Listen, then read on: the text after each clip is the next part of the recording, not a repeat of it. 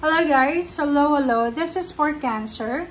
Welcome dito sa aking channel, Palaran888 Cancer. Good luck, good fortune message para sa inyo lahat. This is timeless. Kung kailan mo ito maririnig. This timeless reading is from December 1, 2025 hanggang December 1 ng 2027.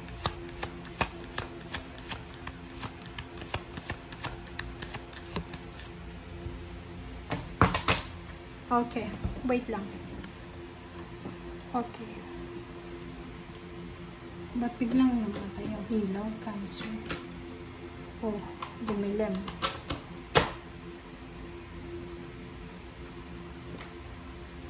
Wait lang guys. Okay, Cancer. First card mo dito is companionship. Giving someone your complete presence is an astonishing gift. Okay, so maybe there's someone like the same sign, Cancer, na katulad mo, or any zodiac sign na nangangailangan ng kalinga, ng suporta,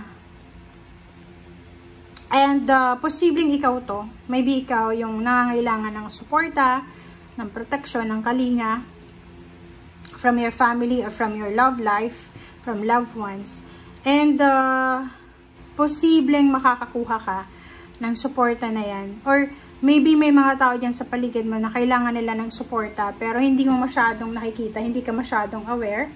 So, kailangan mong maging aware kasi yun na nga, there's someone na possible na namumroblema ngayon or nangangailangan ng tulong mo, or ikaw yan na nangangailangan ng tulong.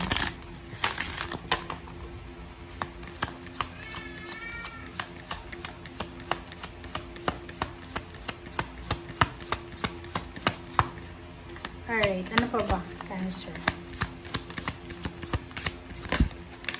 Okay, contemplation time, morning affirmation. Okay, simula ngayong December 1, sinasabi ng bara sa'yo na kung may mga plano ka sa buhay, may mga kaguluhan sa isip mo. Kasi meron tayong mga internal voice na naririnig minsan, di ba?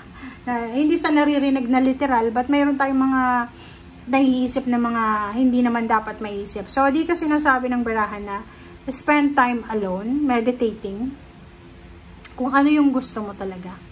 Huwag kang ma-pressure ha, kasi dito sa barahang to, eto ay para doon sa mga Cancer na ang bilis-bilis yung gumawa ng action. Ang bilis-bilis yung gumawa ng plano, okay? Na hindi nyo man lang pinag-iisipan. So, sinasabi ng baraha dito na kung may plano ka na gustong gawin or meron na hindi magandang naiisip ka, you need to think it very, very well, okay? Spend time para makapag-isip ka. Okay? And stay positive. And yung affirmation na to, morning affirmation, makakatulong yan sa'yo. Okay? Yung pagkagising mo pa lang sa umaga, dapat positive ka na.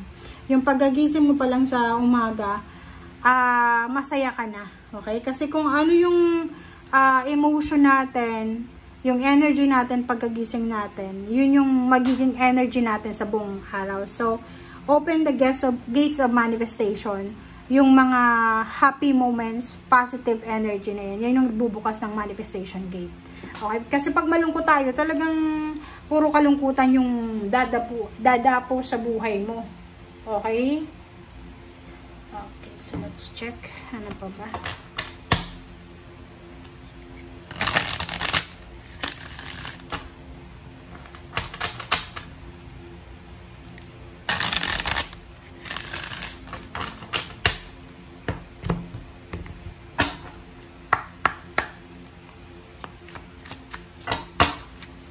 Okay, Cancer.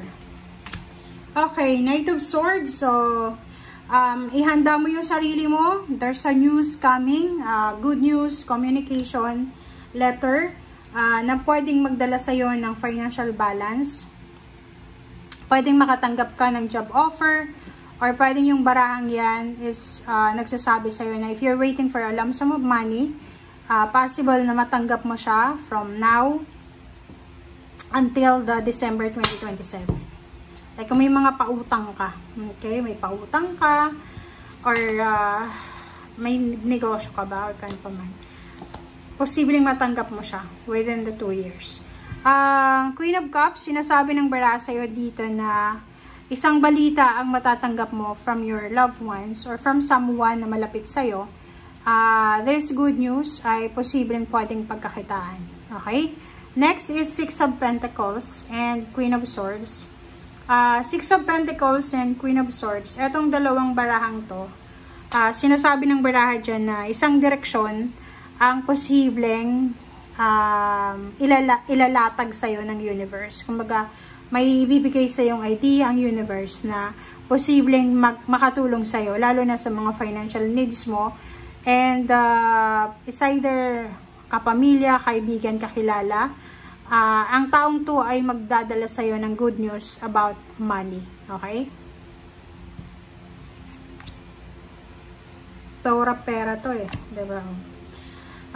Sinasabi din ng bara sa'yo dito na doon sa mga Cancer na willing kang magsimula ulit ng trabaho. Like, may trabaho ka ngayon, mag-a-apply ka ulit sa ibang company. Yung bagong trabaho na ito, bagong source of income na makukuha mo or sisimulan mo, ito ay napakabigat na trabaho. Okay? Hindi siya yung mabilis, hindi siya yung madali. Mabigat yung trabaho na yan.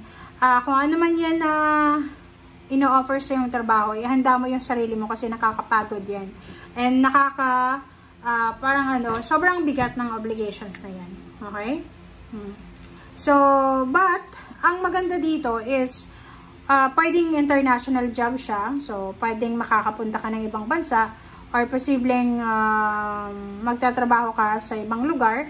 And kung ano man yan na gagawin mo, yan ay makakatulong sa'yo para makakuha ka ng financial balance. Kumbaga, kung ano man yan na plano mo na yan, yan ay magiging susi para sa financial solution or financial resolution. Yung mga, lalo kung marami kang utang, marami kang financial needs, etong balitang ito na darating sa'yo or mga job offers or business offers, ay makakatulong yan sa'yo para magkaroon ka ng solusyon sa mga problema mo.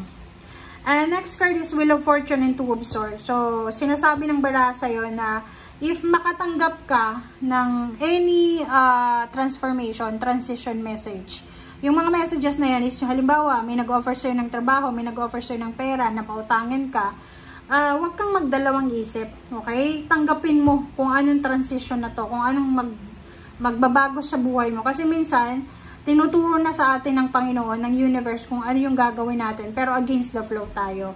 So, para sa'yo, ngayon, simulan mo to, simula ngayong December 1 hanggang December 1 of 2025 hanggang December 1 of 2027, kung ano man ito na pagbabago na yun ang offer sa'yo, tanggapin mo yan without hesitation. Okay? So, thank you guys for watching. Bye!